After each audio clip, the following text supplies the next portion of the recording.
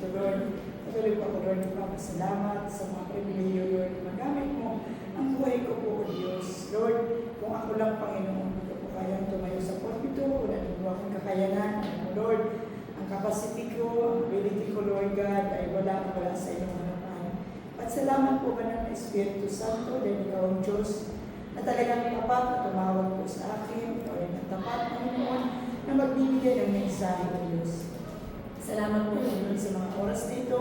Ikaw, Lord, ang patuloy na papurihan namin sambahin. Nawa, Lord, ang salitang dadalhin ko tonight na pinakasabi mo sa congregation ng Diyos. Lord, hindi ito po lalagpas sa kanilang mga tainga, may tanim sa puso isipan nila upang malakaran po namin, O Diyos. Ang mga salita, Lord, na may pamuhay na isaklong nila sa kanilang katawan, O Diyos. At yun ang makita sa buhay po namin, Panginoon. Kaya Lord, maraming salamat. Sa inyong Lord, pinagkatiwala ang buong serbisyong ito at ang pagkakayag ng mabuting balita ng kaligtasan sa pangalan ng Jesus. Amen. Okay, tayo po ay nagpapasalamat sa Panginoon sa privilege again to yung makatayo dito sa harapan, no? Dahil talaga ang Diyos ay napakabuti. Kung sa atin lang mga sarili, ako, sabi ko parati, kung ako lang, ayaw ko lang paminsan mag-ano kasi parang nakaka-nervyos. Sabi ka, diba? Nakaka-nervyos talaga. Pero salamat sa Panginoon dahil binibigyan tayo ng tapang, binibigyan tayo ng talagang courage na talagang tumayo o magtayo po ay mag-preach, magsasalita ng salita ng Panginoon. Kasi bakit? Yun lang po ang pag-asa natin, ang pag-asa ng tao. Para maligtas. Diba?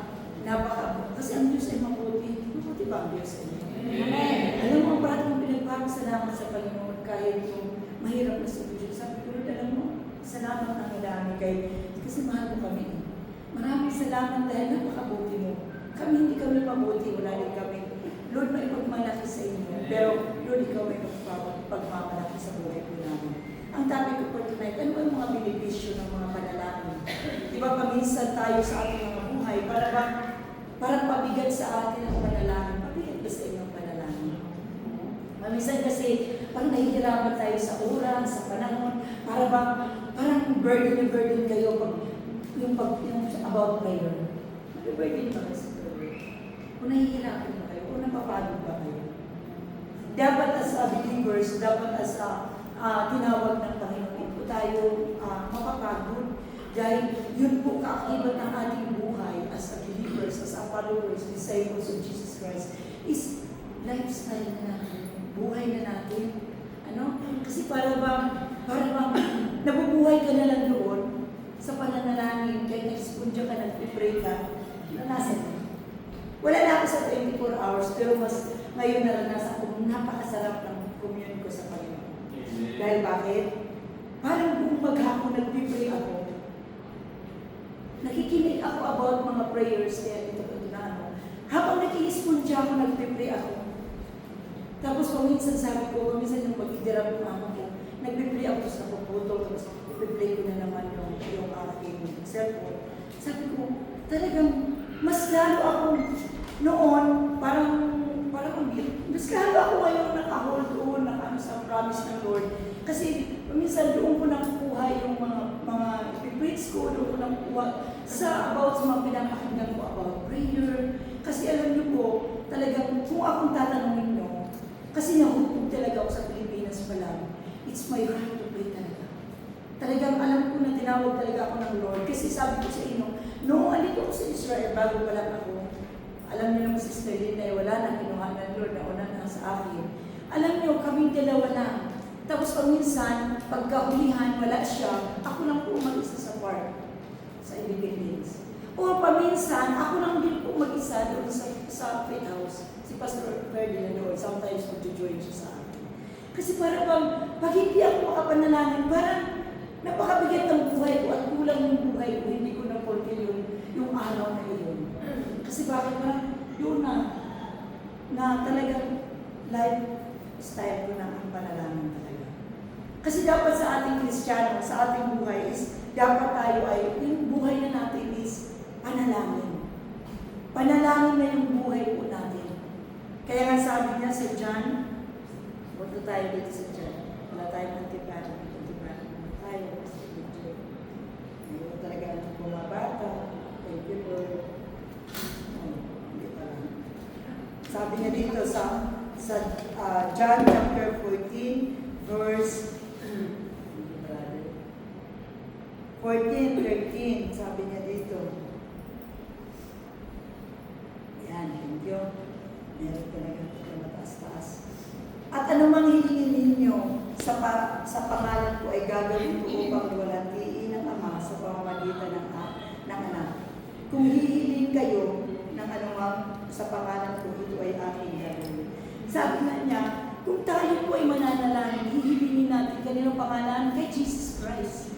Kaya na sinabi, di ba, I speak the name of Jesus. Sabi niya, sa bawat pagkakataon sa pangalan ng Panginoon Jesucristo ay may kapangyarihan ang kanyang pangalan. There is power in the name of Jesus. If you speak the name of Jesus, there is power in the name of Jesus. Kaya nga in the name of Jesus, there is redemption, there is forgiveness, there is deliverance. Lalo na yung mga nasa bondage na kasalanan, there is deliverance in the bondage. Yung nakaswimming ka sa kasalanan. Kasi alam natin, paminsan akala natin na enough na yung nagsi-church ka, okay na, yung kabilang paa, nasa sanlibutan. Sabi ko kagabi sa principal sa Tel Aviv, kasi ang anak ko may school is about the Word of God is the mirror, salamin ng ating buhay. Dapat sa isang Kristiyano, hindi nakalakad na nakaganyan. Di ba? Kaya mo lang na ganyan, di ba hindi? Ang normal na tamo lang na ganyan, di ba? Ganyan ang normal na maglalakad. Dapat sa isang Kristiyano, hindi ka na mabuhay ng sa kama. Dapat, ang iyong, kung talagang ang love mo, si Jesus Christ, si Jesus ang gusto mo, dapat nakalakad ka ng normal sa buhay mo. Kaya nga sabi ko, parati yung isaklog ang salita ng Diyos. Nang salita na ang Diyos na yan, yun ang makikita sa ating buhay. Saan ka man ang sulok, kung makikita ka sa sirot ka man, saan kang sulok, nakikita nila yung testimony mo. Ito yung Kristiyano. Sa pananalita pa lang po natin, na nalalaman natin sino ka sa buhay. Di ba? Kaya nga, makikita natin kung sino ang totoong Kristiyano. Kung sino talaga yung totoong sumamba sa Panginoon. Kaya nga sabi niya dito, sabi niya, prayer promotes understanding of God's Word. Ang salita ng Panginoon ay nakakapagpaunawa. Kaya nga kailangan natin ng prayers kasi para maunawaan natin ang mga salita ng Panginoon na ating binabasa. Sino noong unbelievers pala nagbabasa ng Bible? Wala, di ba? Ako nung bata pa ako, may Bible kami. Nagbabasa ako, pero wala akong maunawaan. Siguro mga edad ko nung high school na ako. Nagbasa ako ng Bible, pero wala akong maintindihan. Kasi kahit nung bata pa ako, mahilig ako magbasa ng tungkol sa Panginoon. Gusto kong babasahin yung tungkol sa Panginoon parati. Tapos dito, makikita po natin na sabi niya, ang salita ng Panginoon, gusto nating maunawaan. Paano maunawaan yan kung hindi ka manalangin? Kailangan mo ng prayer. Diba? Sabi niya, buksan mo ang paningin ko pagkat nananabik masdan ang kabutihang idudulot sa akin ng iyong aral. Psalm 119 verse 18. Lord, buksan mo. Buksan mo ang paningin, spiritual understanding, spiritual understanding, spiritual eyes. Kaya nga sa ating buhay dapat, yun ang prayer natin na Lord, parang mo buksan na makita ko, Lord. Dilat ang mata mo, pero hindi natin nauunawaan. Diba? Tapos sabi niya, prayer promotes holiness. Kaya hindi tayo makakalapit sa Panginoon kung hindi ka banal. Parang nakikipagpatintero ka kay Satan.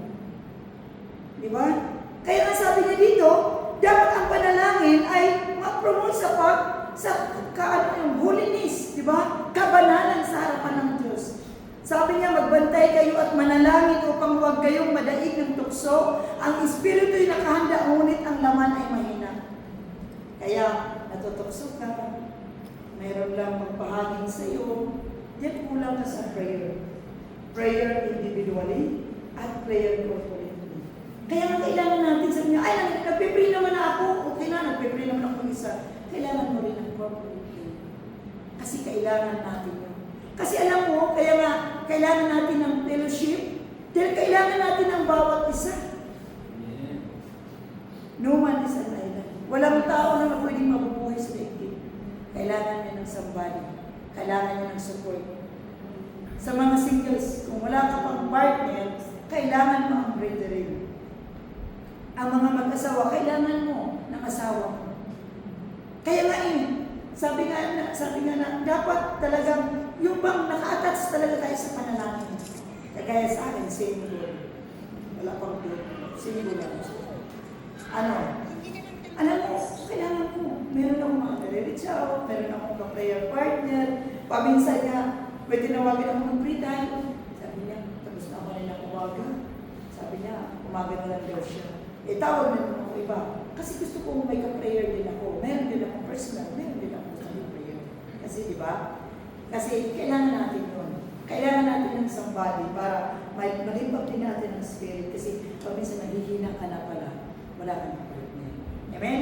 Sabi niya, prayer promotes humility. Kailangan natin ng pagpapakumbaba. Kasi likas sa nature ng tao, mayayabang tayo. Mayayabang tayo. Sabi niya si Panaya 2:3, manumbalik kayo kay Yahweh, kayong magpagpakumbaba, kayong sumusunod sa kanyang kautusan. Gawin ninyo ang tama at kayo magpapakumbaba kay Yahweh, baka sakaling kayo makaligtas. Diba? Kailangan natin ng humility. Pagpapakumbaba sa harapan ng Diyos. Kaya kailangan natin manalangin kasi paminsan may nature tayo na paminsan na-expose yung nature natin na paminsan yung nature natin nagmamayabang tayo. Hindi ka man nagmayabang sa kapatid na nagmamayabang sa Panginoon. Anong mamayabang yun? Kaya ko ito doon. Pwede ko na ito. Hindi. Hindi natin kaya yun. Kundi ang Panginoon lang ang may kakayanan. Amen? Sabi niya, prayer promotes evangelism. Gusto niya yun? Gusto ko yun. Amen? Sabi niya dito, Matthew 9:37-38, kaya sinabi niya sa kanyang mga alagad na maraming aanihin, ngunit kakaunti ang mag-aanihin. Idalangin ninyo sa may-ari ng anihan, nagpadala ng mga mag-aanihin. Yun ang prayer. Prayer na dapat ipanalangin natin. Kaya sa evangelism, kailangan natin ng somebody. Kaya ginawa niya na pag-pray, para on the spot na lang, merong masalubong tayo ng bawat isa. Testimony ko kanina, nasa beach kami kanina, birthday ni Iya, may mga flatmate siya kasama namin. She is 71 years old, 31 years in Israel, 23 years walang visa sa Israel. Hallelujah. Habang kumakain kami mga kapatid, habang kumakain kami, alam mo naman, habang kumakain, matagal akong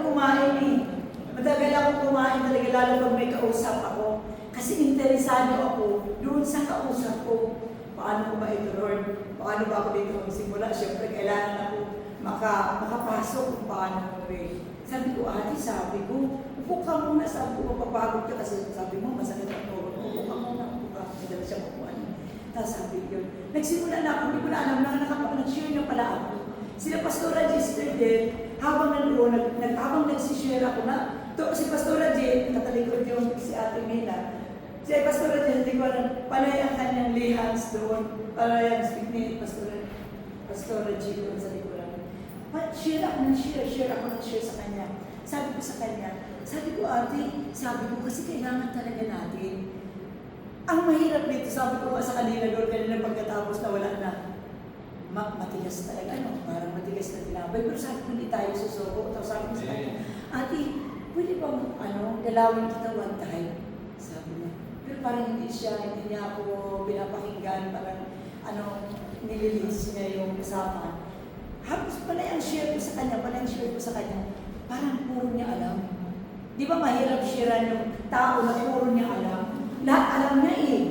Sabi niya, alam mo ba na parati ako dito nagdala ka, tapos pagkatapos, dadaan ako dun sa simbahan. Sabi ko, di maganda yun.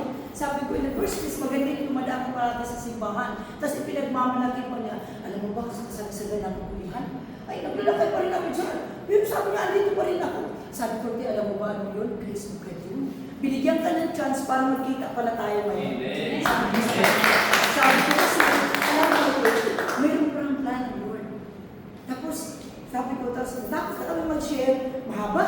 Tapos, ang dami ko ng tinawag na Bible verse. Una, inano ko ng 3 minutes gospel, tapos hanggang dumating na ang dami ko ng mga verse na inano sa kanya. Kasi talagang matapang siya, talagang gusto niya siya mag-exit. Panay gusto niya umexit, gusto ko naman pumasok rin. Para siya maliwanagan talaga. Tapos, nagtatapos kami kasi yung mga kaibigan niya, pauwi na. Sabi niya, uwi na rin ako, sino ako ng gamot. Sabi ko, ate, huwag muna ate kasi sayang magtatapusin natin. Gusto mo ate, pag-pray ka namin. Hindi agad sumagot. Ate, gusto mo na pag-pray kita? Nakatatlo pa akong sabi, sige. Sabi niya, ipag-pray kita, pero ayaw na talaga tumulong. May magpupus-pus pa siya sa ipag-pray. Sabi ko nga, kaya kailangan natin ng prayer. Kasi bakit? Hindi natin alam kung saan tayo iharap ng Diyos. Diba? Kung iharap ka rito sa matigas ang puso, alam mo kung paano ka pumasok, paano ka umexit, paano ang word na mga ibibigay mo. Kaya nga kailangan natin ng word of God. Kasi bakit kailangan natin ng word of God? Kasi paminsan, ang pag-share ng Bible ay walang pattern. Walang pattern, di ba? Sabi nila, turuan mo kami kung paano. Walang pattern na mag-pray ka.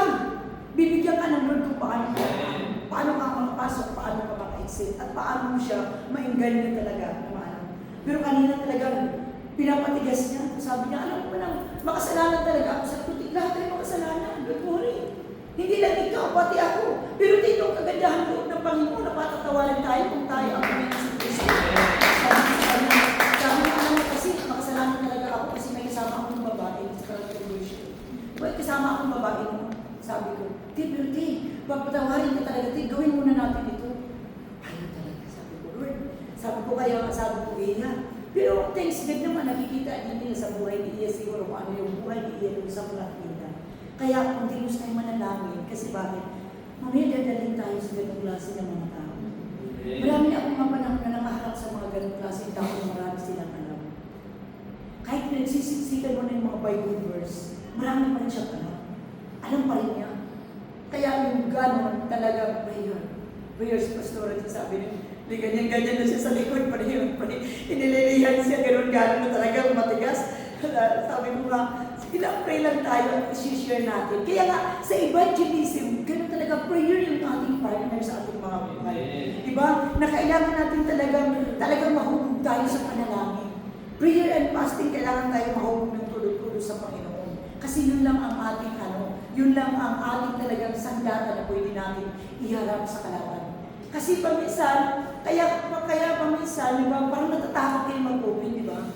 Pag takot kayo mag-open, mag-pray kayo, Lord, bigyan mo ako ng way. Paano ako makapasok? Paano ako makapag-share? Diyan, sa puso mo. Kaya ganun talaga dapat tayo sa ating mga prayers. Yung prayer natin, dahil yung individual prayer natin, kasi talaga kailangan kayo sa Panginoon, biyak ka talaga sa Panginoon. Diba kasi parang i-reveal ng Lord kung paano ka, anong kaparaanan. Tapos sabi niya dito is, sabi niya, prayer promotes mission. Kasi bawat isa sa atin meron tayong mission. Binigyan tayo ng mission ng Panginoon na maihayag ang salita ng Panginoon sa Kristo. Diba paano natin maihayag yan? Kaya nga tayo, parang nakakonsentrate tayo sa mga Pilipinos. Kasi bakit?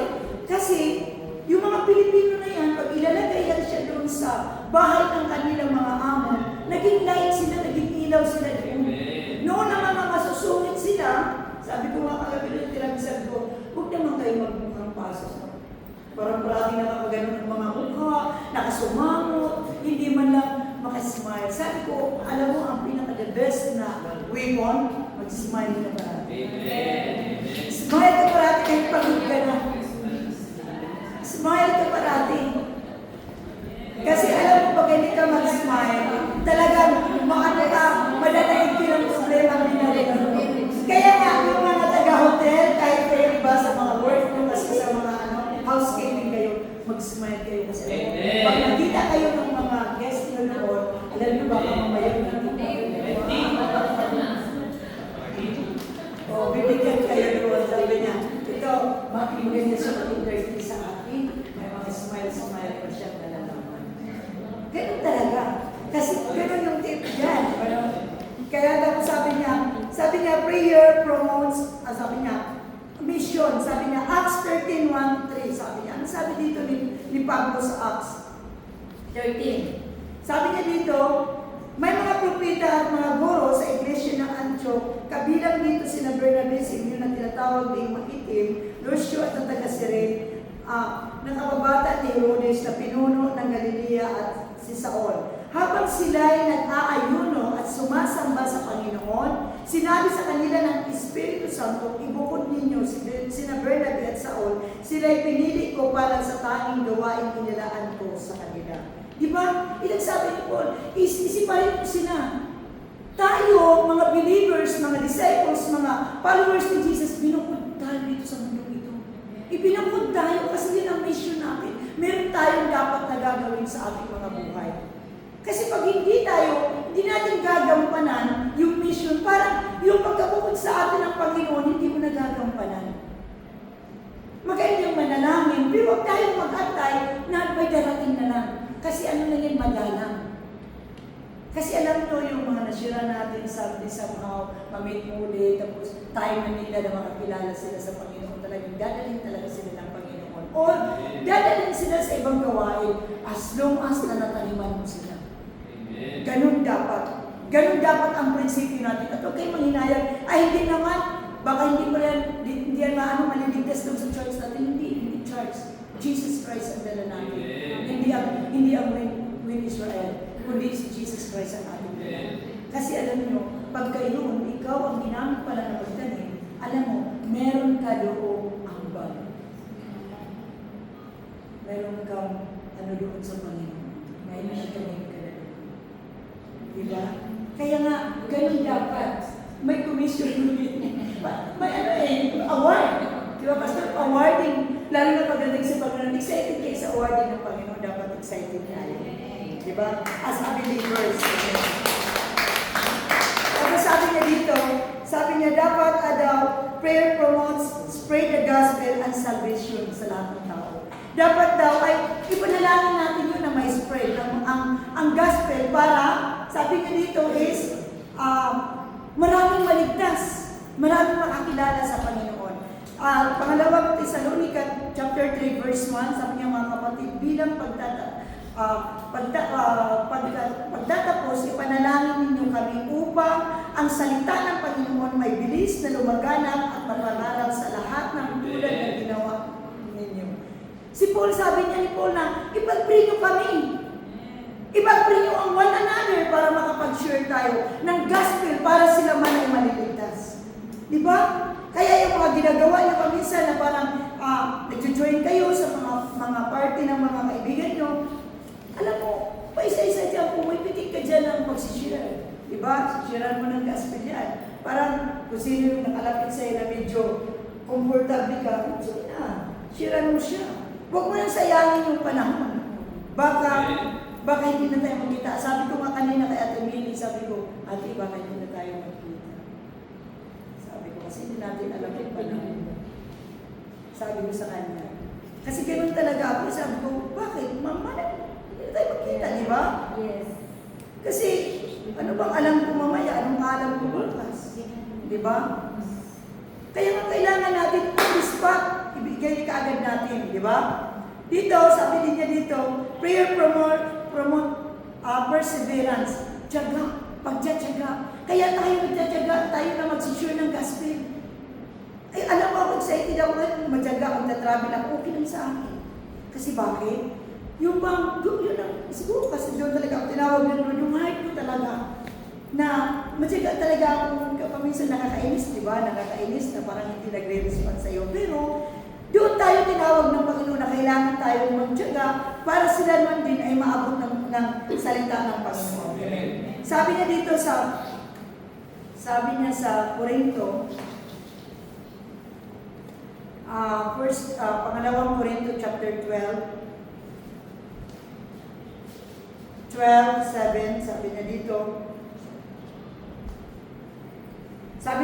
ngunit upang hindi ako magyabang sa dami ng kamanghamanghang mga bagay na nasaksihan ko, ako'y binigyan ng pahirap sa aking katawan at nagsisilbing sogon sa talas upang pahirapan ako at nang sa gayoy hindi ako maging palalo. Si Paul ito. Alam niyo si Paul, napaka-prayerful, pero bakit meron siyang karamdaman na hanggang mamatay siya hindi inalis? Diba? Kaya ang sabi niya dito is, ang dami na niyang mga na-encounter, ang dami niyang answer ng Lord sa mga prayers niya. Pero sabi niya dito, sabi niya may mga naranasan siya, may naramdaman siya na hindi naalis sa kanyang physical na katawan.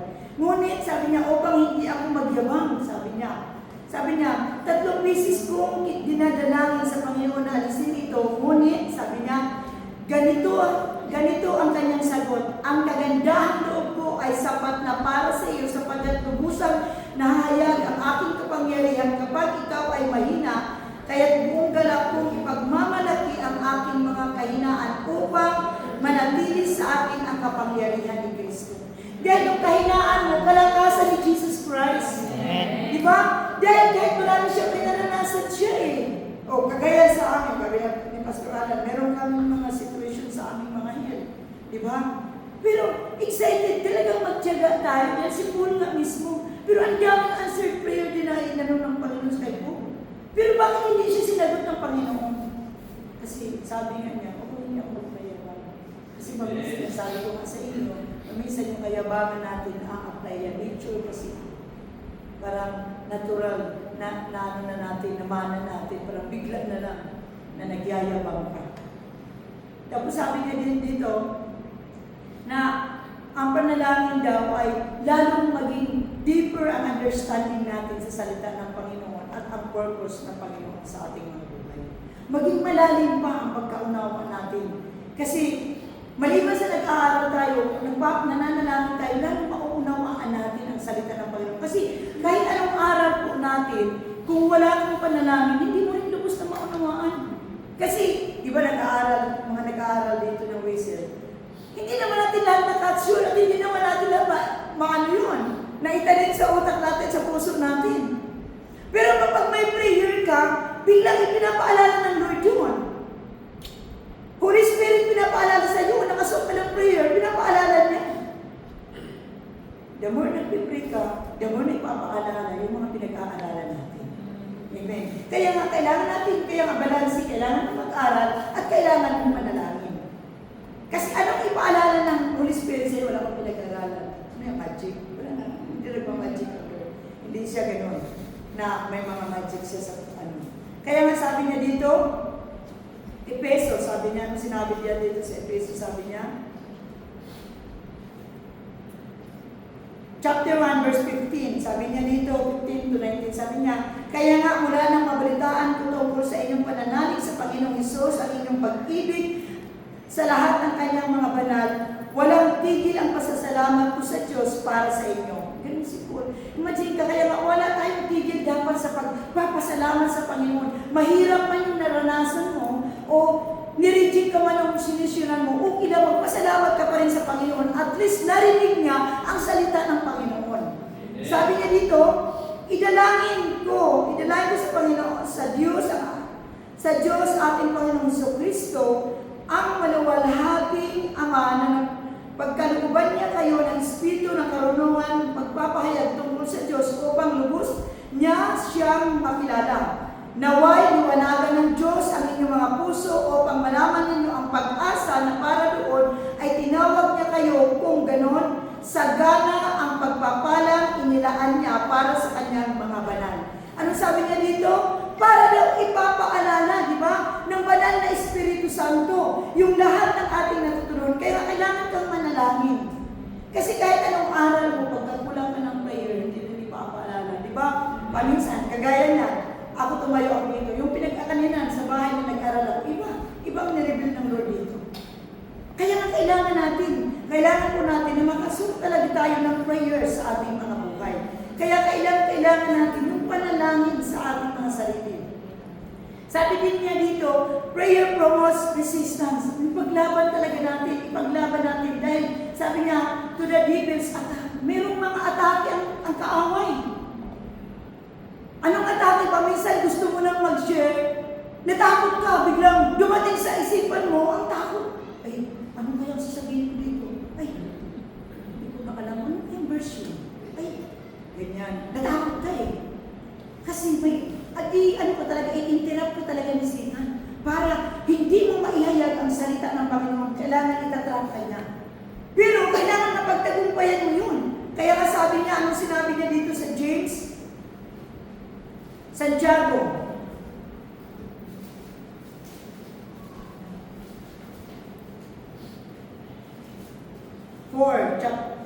chapter 4, verse 7. Sabi niya dito, kaya nga pasakop kayo sa Diyos, labanan ninyo ang diablo at layuan niya kayo.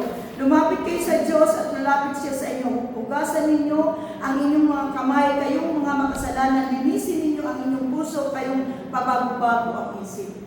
Diba? Linisin daw natin ang ating mga puso at yung mga makasalanan. Kaya hindi ka maging effective na mag-share ng Word of God kung namumungay ka sa kasalanan. Nakikipag-compromise ka. Lumalakad ka sa dalawang daan. Lumakad ka sa harapan ng Diyos. Dahil i-expose ka ng Panginoon.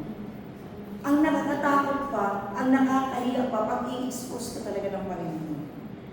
Kaya kailangan natin, kung andyan ka na lang naman, di ba kanina sabi niya, promotes holiness, dapat magpakabanal ka na lang. Sayang, andyan ka na lang naman, magpakabanal ka na. Lumusan na natin, lubos-lubusin mo na lang, na i-offer sa Panginoon ang pagsunod. 100%, hindi 99.99. Dapat 100% na lang. Ibigay na po natin. Kasi kung hindi po natin ibibigay sa Panginoon yon, is para bang kulang. Pwede na lang, saka na lang. Tayo tayo, mahilig tayo mag-justify. Mabait naman si Lord, kapagpatawad naman, puno naman siya ng habag. Namumuhay ka sa kasalanan, bigla kang na-disgrasya, patay ka, hindi ka pala nakapagsisi. That's it. They let you buy. Diba? Okay lang kung langit ang biyahe mo, kung yung biyerno ba ang biyahe mo. Kaya nga sabi ko kanina doon sa original, sabi ko ate, dalawa lang ang pupuntahan ng tao. Kaya langit at impyerno. Walang gitna. Sabi ko sa kanya. Tapos sabi niya, ay oo, alam ko yun. Sige, alam mo. Kasi alam niya lahat ang sasabihin ko, alam niya. Lahat ang sasabihin ko, sabi niya, alam niya. Okay. Okay, very good yan. Alam mo ba lang? Sabi ko sa kanya, alam mo yan, very good yan kasi alam mo lang. Pero di ito sasabihin ko sa iyo, dalawa lang ka. Pag hindi ka makaprepare sa iyong buhay dito, sabi ko, dapat sabi ko, di, ipanganak ka muli, sabi ko. Hindi ka na papasok sa magulang mo, sabi mo, patay na magulang mo. Hindi ka na pwedeng babalik doon. Dapat ipanganak ka muli. Sabi niya, ako yung mga born again. Ayaw ko kasi ng born again kasi yung nanay pala niya, masama ang testimony sa born again, niloko ng born again. Pero, kaya alam mo, nakakalimutan pa minsan. Kasi nasabi natin, alam mo, sinasabi natin born again tayo tapos namumuhay tayo sa kasalanan. Alam mo, ang the best thing na kung parang hindi ka makakontrap doon, huwag mo na lang sabihin born again kung hindi mo pa totally sinapin sa Panginoon. Kasi makita ka man. Kaya kaya natin ang Lord, kaya makita ka man. At least hindi mo sabi, masamang experience sa born again. Sabi niya, alam mo ba yung born again? Kasi yung nanay niya, sabi ko. Pero, binawi din niya. Pero, di ba marami ang class ng born again? Ano? Sabi ko, uti, marami. Iba kami. Sabi ko, iba kami talaga. Kami pinapanganak talaga kami ng totoo ng Lord. Sabi ko, iba talaga pinakikita talaga ang Lord sa buhay po namin. Hindi kami yung born again na ano, born again na. Sabi niya, buti na lang binawi din niya. Umakilig siya. Kasi sabi niya sa akin, na marami na siya sumasama na trip ng mga born, mga religious daw sa akin. Hindi ko alam kung ang klaseng religious, ang dami naman. Pero sabi ko sa kanya, tama niya. Sabi ko sa kanya. Kaya doon mo talaga makikita. Kaya nga tayo, please, huwag natin ipahiya si Jesus Christ. Kasi alam mo, makita sa ating buhay, ito sa pinamumuhay mo, nakakalungkot. Dapat kung sinabi mo ikaw ay Lord, aging totoo na yung buhay mo. Nakasaklog na si Jesus Christ sa buhay mo, si Jesus Christ sa buhay mo. Amen? Hindi na yung sabihin na bad experience sa born again. Naniloko ang nanay niya, kaya tuloy, parang lahat alam na lang niya. Ang sasabihin ko, alam niya lahat, kasi naloko pala siya. Pero, talaga, sige lang, sabi ko. Kaya nga sa ating mga buhay, sige lang. Kaya ito, sabi niya, next sabi niya, prayer promotes forgiveness. Alam niyo pa minsan, sa panalangin, doon tayo na-convict sa ating paghingi ng kapatawaran sa Panginoon, di ba? Kasi, kinukonvict ka. Ay, mag-convict ka naman sa akin. Nagpipray ka na, humihingi ka na ng ano mo. Ang dami mo na dyan listahan, nahihingi, hindi ka humingi ng kapatawaran. Di ba? sabi niya dito, sabi niya, Matthew chapter 6 verse 12, "Pagpatawarin mo kami sa aming mga kasalanan, tulad ng pagpapatawad namin sa mga nagkakasala sa amin." Kagabi sa Tel Aviv, mga nagpa-pray doon, mga yung mga members, sabi ko, talaga gano'n ng Spirit sa akin, nag-soaking muna kami, after 10:30 to 12 something. Pagkatapos namin doon, mga nagpa-pray, may mga umupo, sabi niya, gusto rin mag-pray mo muna. Sabi ko, alam mo ba na hindi? Patawarin mo na yung patawarin mo na yung ikasala sa'yo. Sabi niya, oo nga. Sabi ko, patawarin mo na kasi huwag mo nang huwag mo nang hawakan. I-release mo na yung pagpapatawad sa kanya para ikaw din makalit ko ka rin sa buhay mo. Sabi ko kasi, sabi ko, hindi ka nagpapatawad eh. Sabi ko, hindi mo ba naranasan? Sabi ko, matagal ka na dito, hindi mo ba naranasan ang salita ng Diyos na siya nag-uuga, siya nag-purify sa ating mga buhay? I-release mo na yung forgiveness. Sabi niya, totoo ka talaga, Pastor. I-release mo na. Kung totoo yung sinabi ng Holy Spirit ngayon, mag-release ka na ng forgiveness. Kaya sabi niya, patawarin mo ako, Panginoon, sa aking mga kasalanan. Ganon din sa pagpapatawad ko sa nagkasala sa akin. Patawad na ba kayo?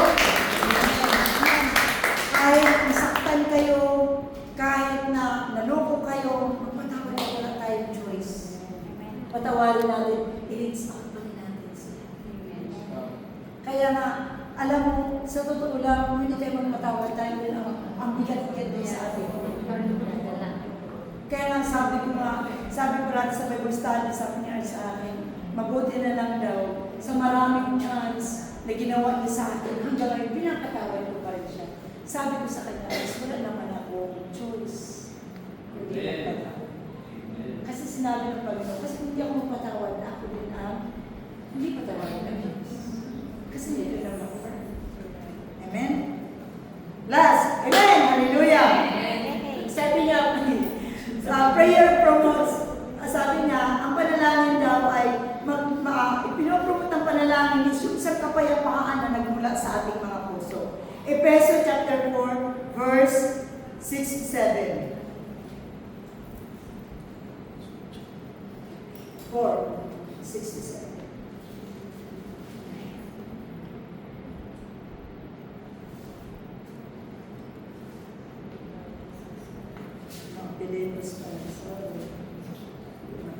Okay. Sabi niya dito, huwag kayong mabalisa tungkol sa anumang bagay, sa alipingin ninyo sa Diyos ang lahat ng inyong kailangan sa pamamagitan ng panalangin may pasasalamat at ang kapayapaan ng Diyos na hindi kayang maunawaan ng tao siyang mag-iingat sa inyong puso at pag-iisip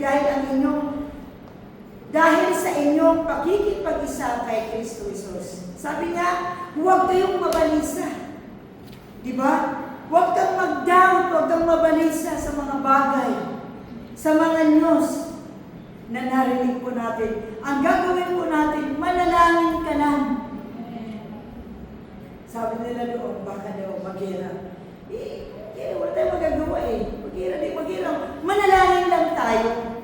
Kasi doon naman tayo tinawag ng Panginoon, manalangin. Ang sabi niya, kailangan daw as a church, as a Christian, sabi niya dito, sa unang Thessalonica 5:17, palayo kayo manalangin. Pray without ceasing. Non-stop ang panalangin. Sabi ko sa inyo, kahit magspundya kayo, kahit kayo manalangin talaga kayo. Kasi alam niyo pa minsan, pag hindi tayo nakapokus sa prayer, hindi tayo nakapokus sa ng Panginoon, talagang mawawala ka sa direction at saka talagang paminsan makakasal ka sa iyong amin. Lalo pa na ang utos. Di ba? Mag-pray ka na lang. Kaya sa buhay natin, kailangan natin ma-develop talaga yung prayer. Tapos ang minsan, may mga week kasi ng prayer na parating ako, ganito. Diba, ang sinabi sa Eliseo, dapat sabi niya yung kanyang kalaban na pumunta, sabi niya, Panginoon, bulagin mo sila. Ako nagpe-pray ako. Pinapalo ko rin minsan ang Bible, pinapalo ko ang Bible na, Lord, bulagin mo sila.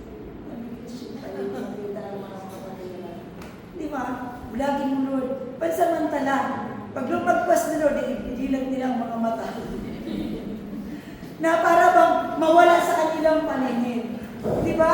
Dapat ganon. Si David nga, alam nyo, nanalangin siya, Panginoon, patayin mo lahat ang mga kalaban ko. Ganun ka ano si David, di ba? Ganun siya kahars mag-pray sa Panginoon. Kaya nga, paminsan may prayer, it depends upon sa iyo, ano yung ano mo sa Panginoon talaga. Huwag tayo yung klase ng panalangin niya is very harsh siya panalangin niya, siya naman ang Panginoon ang magbibigay noon. Kasi si David, hindi niya panalangin, di ba si David, panalangin niya, patayin mo Lord lahat ang kalaban ko. Anong ginawa naman pinatay na. Di ba? Nasa sa iyo, kayo ng Lord ang mag-uusap. Huwag natin, ay mali yun, mali. Biblical nga eh. Bakit pinasulat yan? Bakit ipinasulat yan? Bakit sinulat yan ni David dyan? Para makita natin na ang panalangin iba-iba ang context ng prayer. It depends sa ano ng heart mo. Motive ng heart mo at iba at saka yung iyong ayan sa Diyos. Nakadipindi. Kasi ang Diyos may way na napakabalik niya pero ano din ang matapang siya. Ganun ang Panginoon. Ganun ang virtue ng Panginoon. Hindi lang puro grasya, biyaya. O, tingnan mo. Matigas pa. Kaya sa gabi ito mga kapatid, kailangan po natin talaga na habad tayo sa prayer. Sa panahon natin ngayon, wala na tayong pupuntahan sa Pilipinas, gulo. Diba? Sa Israel, gera. Sa Amerika, nakukonfuse ng mga tao. Sa London, wala na rin. Nagugulo na rin ng mga tao. Sa France, ganun din. Wala tayong pupuntahan. Anong gagawin natin? Togo. One time, si Pastor nag-share sa akin ng isang mga picture na wala tayong, ang Israel, wala ganun, 5,000 na lang. Ano yung Pastor, sinira mo sa akin? Ang sabi ko kay Pastor, sabi ko, Pastor, wala naman tayong ganun, kadami ng ilalaban ng Israel sa kalaban kasi ilang front ka ilalaban mo. May sa North, meron doon sa Iraq, meron sa Gaza, meron sa West Bank. Paano pa ng Israel yan hanapin, di ba? Anong gagawin natin? Sabi ko, wala naman tayo matulog tuon. Yun ang pinaka-the best. Amen? Tayo kayo tumayo. Hallelujah. Thank you, Lord. Hallelujah. Thank you, Jesus. Thank you, Father God. We bless you, Lord. We honor you. We glorify you, Jesus. Salamat po, Panginoon, sa mga oras na ito. Patuloy kami, Lord, na nagpapasalamat sa inyong biyaya at grasya. Salamat po, Diyos. Lord, patuloy mong i-build up ang aming mga prayer time, Lord God, na mabigyan kayo talaga, Lord, ng time, Panginoon, Lord God, kahit sa kabila ng mga business namin, Father God. Thank you so much, Lord. Mabigyan kami lahat, Lord. We pray sa church na ito na maging prayerful church, Panginoon, ang church na ito, Panginoon. Ang bawat isa po, Panginoon, at Lord, maraming salamat po, Panginoon, sa banal na Espiritu Santo na siyang naglilid po sa amin. Father God, ipinagkatiwala ko ang bawat isa, Father God, at ipinapanalangin ko, Lord, ang lahat, Panginoon, Lord God, ang mga outreaches, Lord, at ang mga taong dadalhin mo pa sa amin, at yung mga dinadala mo na po, Lord, sa aming mga buhay. Father, we thank you, Lord, sa lahat, Lord, ng mga struggles na aming pinagdadaanan. Thank you, Lord God, dahil napakabuti mong Diyos, ikaw ang solusyon. Panginoon, kasing lapit lang, Lord, ng panalangin, o Diyos, ang pag-abot namin sa iyo, Panginoon. Kaya, Lord, maraming salamat na ikaw, Lord, ang mapapurihan, masambat, paluwalhati. Sa inyo, Lord, ang lahat ng papuri pagsamba sa pangalan ni Jesus. Amen.